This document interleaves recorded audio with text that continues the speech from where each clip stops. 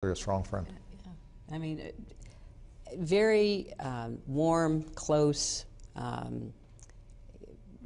I think there's a sense of understanding that, sometimes doesn't even take words, because we have similar views, we have similar experiences that I think provide a bond that may seem unlikely to some, but has been really at the core of our relationship over the last 4 years.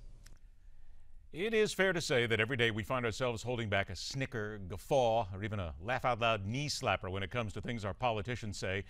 Harry Reid's "the border is secure" comment last week comes to immediate mind. But we have to take time to note what a certain potential presidential candidate said with regard to a certain so-called former communist nation and a certain so-called president, dictator, who can't seem to keep his mouth shut or his shirt on long enough to be seen as someone who gives a ruble about what anyone says about him or tells him to do. Thus begins the political discourse. Let's welcome in former foreign editor of Newsweek, former editor-in-chief of the New York Times, currently author of the book Blood Feud, The Clintons versus the Obamas. A pleasure to be rejoined by Ed Klein. Ed, thanks so much for joining us. Thank you so much for having me. Ed, let's get down to this whole, first of all, before we talk about the Obamas and Hillary again and what's going on, this comment that she made recently where she talked about the Russian reset being successful. Now, to point out, she said in her comment, what I think demonstrates in the book is the reset worked. It was an effort to try to obtain Russian cooperation on some key objectives while Dmitry Medvedev was president. But the fact she came out at a time saying that the Russian reset worked in light of what Vladimir Putin is doing right now, is it once again just another bad time to start putting your feet into these kind of waters?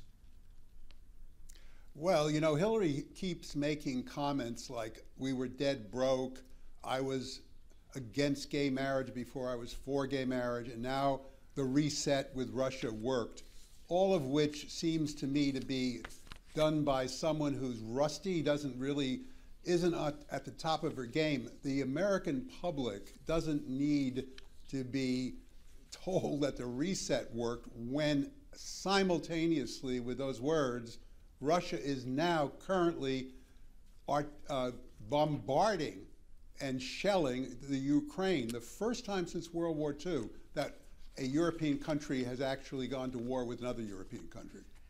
I think it's fair to say that there are many people who believed early on that Hillary Clinton was the woman of the people here, that they believed her, they trusted her.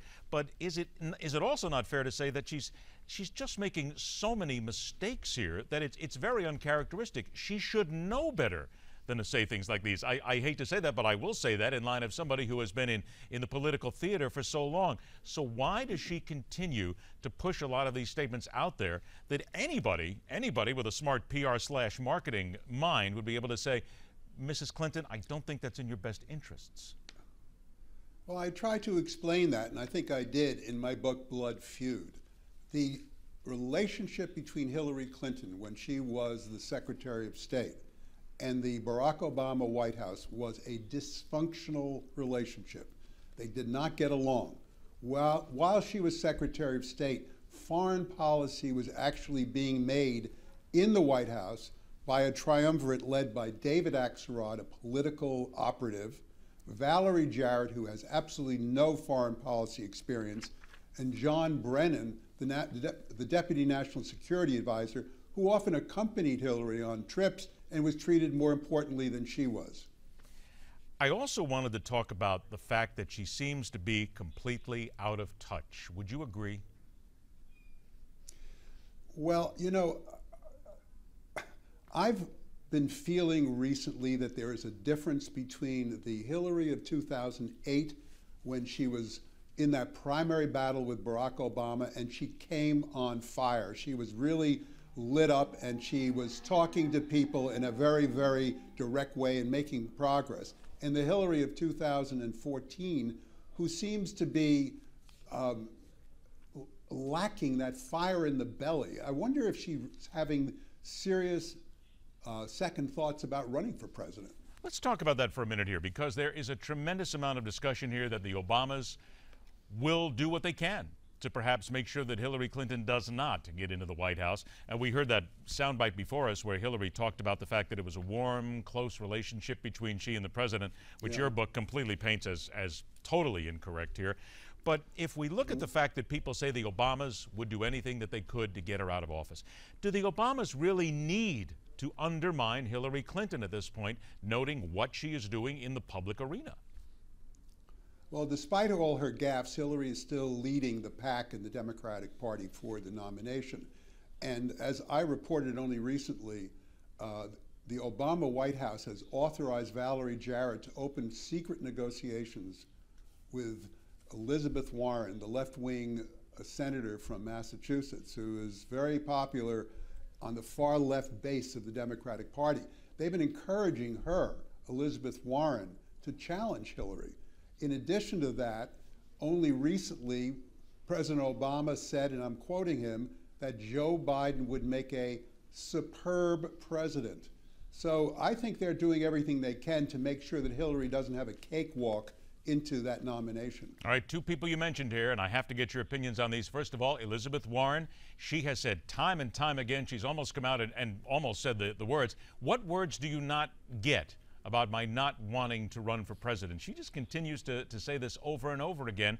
And there are those who say that she won't run, that it is simply up there as a smokescreen. You're not going for that at all, are you? Well, I'm not saying she is going to run, because I don't think she's committed herself to running. She hasn't hired a national team for a national campaign. She hasn't started personally raising money for the nomination. But, you know, she still has quite a bit of time after the midterm elections next November. But there's no question she's wildly popular among the base of the party and is being wooed as we talk, you and I talk now, by both the Obamas and the Clintons. The Obamas to get her in the race, the Clintons to keep her out of the race. In your opinion, you mentioned Joe Biden. How much of a mistake would a Joe Biden presidency be for the nation, or let's even put it this way, a Joe Biden candidacy for the Democratic Party? My sources who are very close to Joe Biden tell me that he has definitely decided to run, even though it looks as though at this stage of the game he couldn't even possibly imagine getting more than 17% of the Democratic Party vote in the primaries. But, you know, politics is a blood sport. We don't know whether Hillary is going to be able to go all the way given her health problems. If she should falter or fall out or withdraw, Biden would be there. And I think we're going to see Joe Biden taking Hillary on. And, you know, Joe is a guy who knows how to use colorful language, which often makes Hillary very uncomfortable. What's the relationship between those two? Biden and Hillary? Yes. I think it's courteous. You know, they're both seasoned politicians. They both understand that they have conflicting ambitions. I think Hillary doesn't think Biden is, at this point, a serious challenger. In fact, no one on the scene seems to be able to launch a serious challenge to her for the nomination yet. But we're far away from that primary season, and a lot can happen between now and then. Ed, you know an awful lot about the primary season, the election cycles, and what goes on here. Let's look at a clock here. If we were to put a time on it, you would say that when Hillary Clinton is looking at right now, she has the date circled on a calendar and says, that's the date that I have to make a decision by. What would that be? It already occurred. That date is behind us. She is definitely running. She's told her friends she's running. Her husband, Bill Clinton, has told everybody who listened that she's running. They've gone to various state chairmen all across the United States to line up organizational support. They're raising money. There's no question she's running. The only thing that could stop her, I believe, from running would be if her health didn't hold out. And that's a big if, because we don't know how healthy Hillary is. Her doctor tells her she has a heart valve problem, which she hasn't revealed to the public. That may or may not be a serious impediment, but short of her health, Hillary Clinton is in this to win. I got about 60 seconds, so let me ask you from the Republican side of things. Is it fair to say that Hillary Clinton is what the Republicans need as an opponent to galvanize the base, to get people excited, to get them all riled up about going back to the White House? They need a Clinton there to go up against. I think they would love a Clinton, or they love a Joe Biden, or they'd even love a Elizabeth Warren. The question in my mind is, will the Republicans put up a candidate who is not so far to the right that the independents who do decide these elections can vote for him or her? And I think that's still an open question, where the Republicans are going to end up. They have been very good at snatching defeat from the jaws of victory before. Exceptionally well put. I will say that much. The book, again, is Blood Feud, the Clintons versus the Obamas. It still has people talking. They will be talking through the midterms and right into the election cycle. Trust me on this one, it will continue. Ed Klein, thank you so much for joining us, Ed. Let's do it again. Have a wonderful weekend. Thank you. You too. All right. As we look forward to the midterms now, Hillary may have already made that decision. Next up, fires burn, missiles rain down in the Middle East. More coming up right here on MidPoint.